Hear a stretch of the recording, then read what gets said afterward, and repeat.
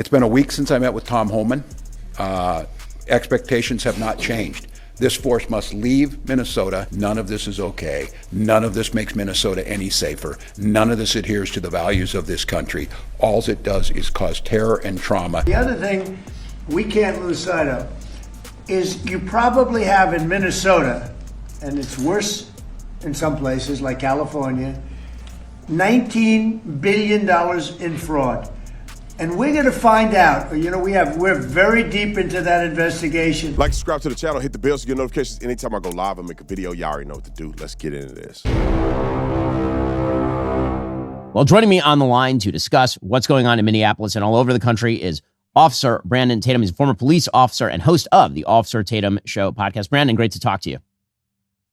Likewise. Thanks for having me on. So let's talk about what sort of predations do you see on the streets that law enforcement is having to deal with in places like Minneapolis? I've called what's happening a chaos operation. People obviously attempting to foster bad interactions between citizens and police in the hopes, I think, by some of them, for ugly images that they can then plaster all over the TV. What are you watching?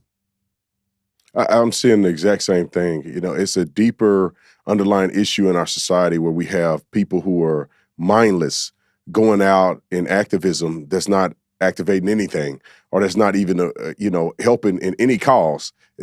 I wish that ICE was out doing some of the things that they're claiming. I really do. I wish they were out here doing nefarious things to citizens. I will join them in protest. But they're literally exercising or executing the laws that are on the books that we voted for. And not just we, our entire society. Congress has not changed the law as far as I'm concerned. So they're just doing what their job description tells them to do. And these nut jobs who are listening to leadership and the Democrat governors and other politicians telling them to go out and harass these individuals who are American citizens, who are swore to an oath. And they're just doing what they're supposed to do. And what actually people like myself, and I'm assuming you too, Ben, that we voted for. I mean, we voted for immigration laws to be enforced. But, they're effing around and finding out is what's really happening, and it's unfortunate for them. All right, the first thing I want to let you guys know about is verdict. We're waiting for the updates now. It appears that we've sold out a verdict, but we might just have a few left. And when I say a few, probably like 10. So we've sold out a verdict. If you get on and you see the pre-order, we will have a date at the bottom where it tells you when our pre-order will be fulfilled and you will have it delivered. Shout out to everybody that got verdict. It's thousands of you guys that have gotten verdict. And if you got it, you like it, leave a review. If you don't like it, just throw it away. No, just play. I want to go to Tatum's store real quick. I want to show you my wife's favorite design of all time, and that is deport liberal white women. I literally wanted to wear this to the Open here in Phoenix, but we have to get me my version of it first. But if you want cool merch, all you have to do is go to tatumstore.com, tatumstore.com, get one of these shirts or hoodies, put in ICE26, get 26% off the entire store, ICE26. All right, man, let's get to the topic at hand. It's been a week since I met with Tom Homan. Expectations have not changed. This force must leave Minnesota. The state of Minnesota and the professionals, nonpartisan judiciary must do the investigations into the shootings and other abuses of Minnesota's human rights. And this all-out assault on Minnesota across all of state government and all across life must stop. None of this is normal. None of this is okay. None of this makes Minnesota any safer. None of this adheres to the values of this country.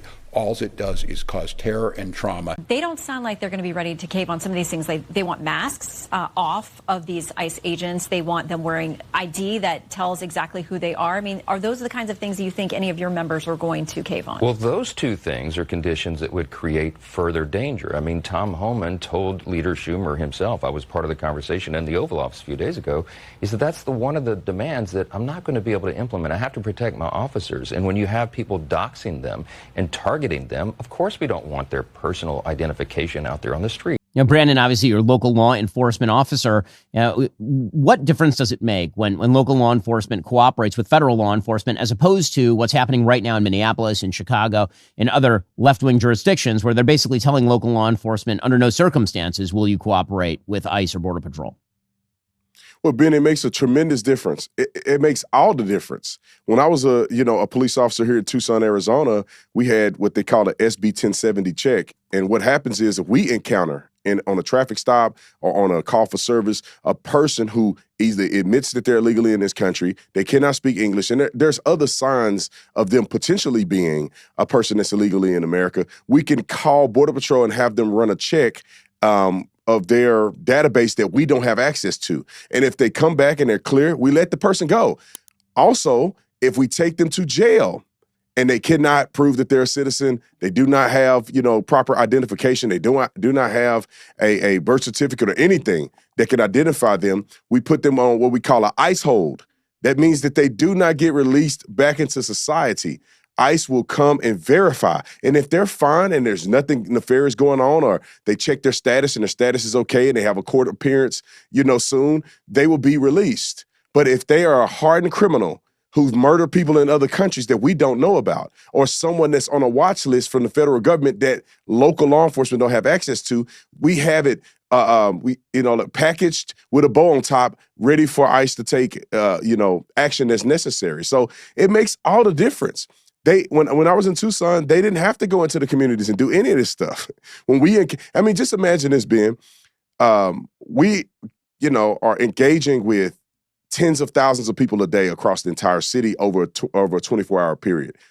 You know how many illegal aliens we come in contact with? You know how many people that are committed crimes who are committing local crimes that are also illegal aliens that we come in contact with? We have the capacity to engage with those people first and then get them to the jail where they get picked up in a very simplistic way with no violence. So in the Minnesota, government, the Minnesota governor, they know for a fact that it works because we see it working across the United States of America and probably 48 of the 50 states, or maybe I would say 46 of the 50 states.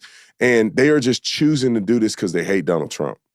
Brandon, one of the things that's sort of astonishing is obviously watching the legacy media and so much of our culture attempt to foster what feels like BLM Summer Part 2, this idea that you have to demonstrate solidarity with criminal illegal immigrants, which is what ICE is trying to effectuate the arrest of. I don't think it's going to work because, again, I think that the broader BLM point in 2020 had at least a lot more purchase in the American imagination, given America's racial past, than the idea that criminal illegal immigrants are somehow victims of a system that's trying to pick them up and deport them.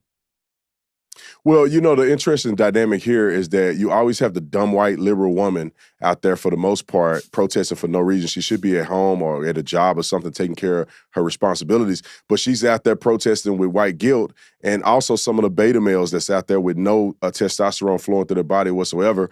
And they are all out there. When BLM was occurring, then you had the black people who were out there acting a fool and tearing up stuff. But now, in this situation, they have the white liberals out there by themselves, and they're out there getting killed, being stupid, and black people are not there to support them. I don't see hardly any African-American, or what we call Africans of Americans of African descent, out there protesting whatsoever. They've left the white liberal out to dry.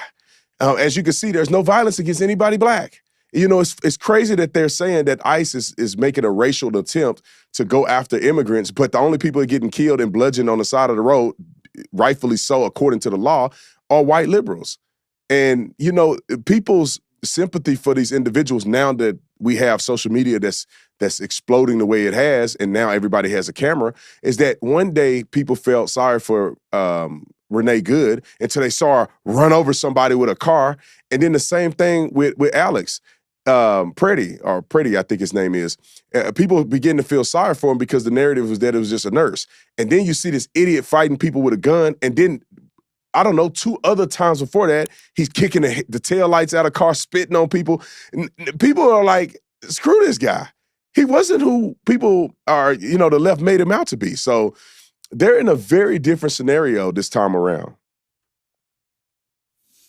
As Officer Brandon Tatum, you can go check out all of his work over at YouTube and wherever you download podcasts.